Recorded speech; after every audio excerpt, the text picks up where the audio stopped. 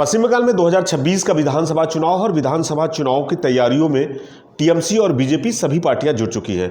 हमारे साथ में जोड़ासांकू के एमएलए विवेक गुप्ता जी हैं और विवेक गुप्ता जी से बात करेंगे।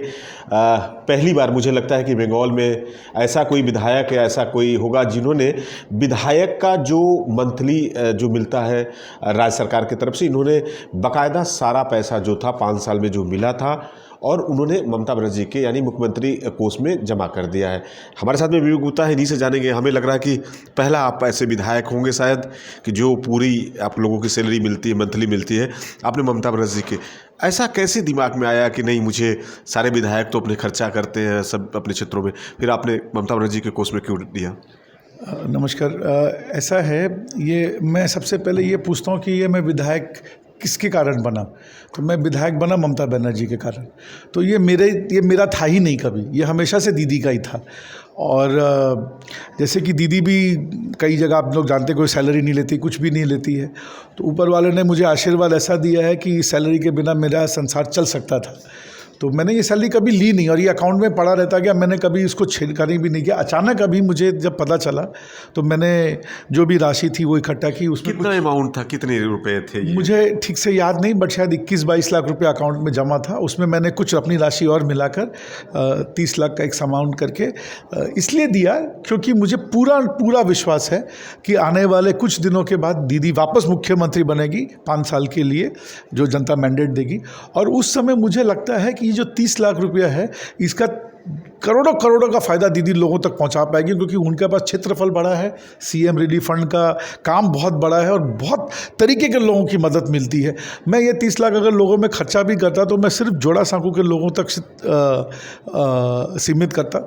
मुझे लगता है ये इससे ज़्यादा रुपया दीदी जोड़ासांकू के लोगों पर खर्चा करेगी, ये मेरा पूर्ण विश्वास है। क्या लगता है 26 का चुनाव है, जोड़ासांकू आपका भी विधानसभा है, तो लोगों के बीच में और होता थोड़ा सा आप बेहतर और होते, लोगों के बीच में पैसा जाता तो लोग आपसे और ज़्यादा खुश होते कि नहीं विवेक गुप्ता को वोट देना है, जिताना है? लोगों के लिए भी मेरा जितना विधायक फंड था वो मैंने पूरा खर्चा किया। जो लोगों की प्रोजेक्ट थी, रिक्वायरमेंट थी, सब पूरा किया गया है। पैसे के कारण कभी कहीं किसी का भी काम नहीं रुका है। अगर विधायक फंड नहीं था तो मैंने अपने फंड से दिया, कभी दोस्तों को कहा, कभी किसी को कहा, सब ने पैसा के लिए कभी किसी का काम नहीं रुका है। ये मुझे मेरा पूर्ण विश्वास है। मैं दोबारा दोहराना चाहता हूँ कि दीदी, जो मैंने तो 30 लाख दिया है, दीदी शायद 30 करोड़ रुपया जोड़ासांकू पे खर्चा कर देगी। जोड़ासांकू देखिए हमेशा से उत्तर जो है हिंदी बेल्ट है, हिंदियों की एक तरह से है। तो 26 का चुनाव है, देखिए गृह मंत्री अमित शाह भी 18 फरवरी को इस्कॉन मंदिर मायापुर आ रहे हैं।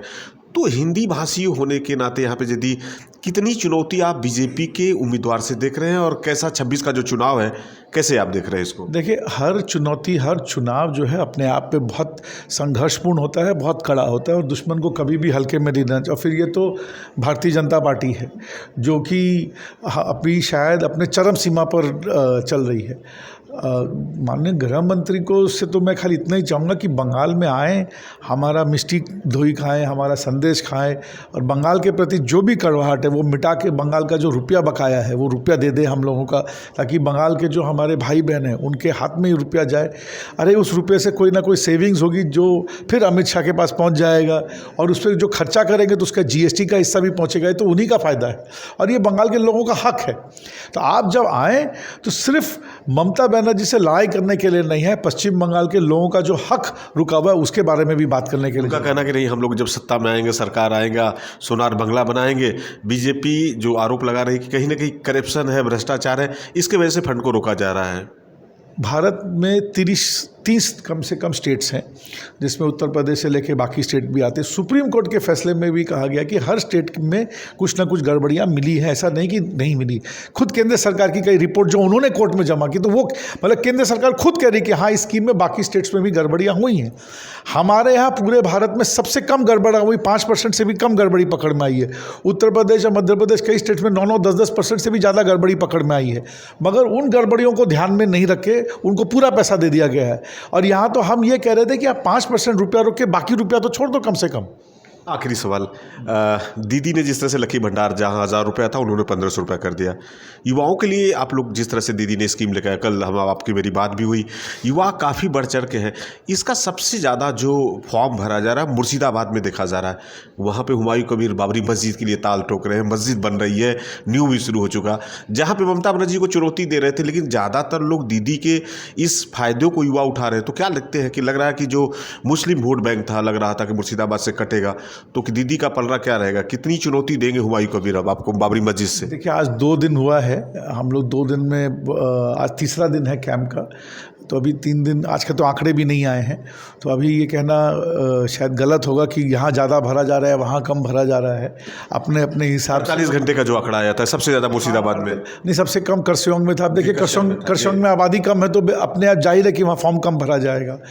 देखते हैं आने जाने दिनों में। मुझे इस पर राजनीति नहीं दिखती है, मुझे खाली ये दीदी को फायदा मिलेगा इससे, दीदी को बहुत फ़ायदा मिलेगा, बट ये दीदी के फ़ायदे के लिए नहीं है, ये हमारे युवाओं के लिए फ़ायदे के लिए, ये उसमें हमारा इन्वेस्टमेंट है। देखिए, युवा चाहे तो नौकरी करे चाहे बिजनेस करे, बट जब तक कि उसकी राह तक पक्की नहीं हो जाती तब तक ये उसकी मदद करेगा।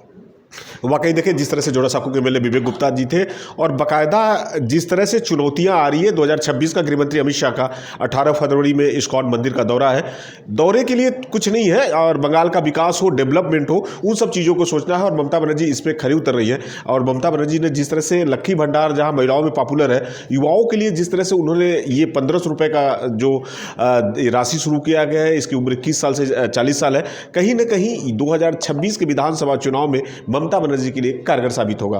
कैमरामैन पंकज के साथ मनोज पांडे, न्यूज़ 24 कोलकाता।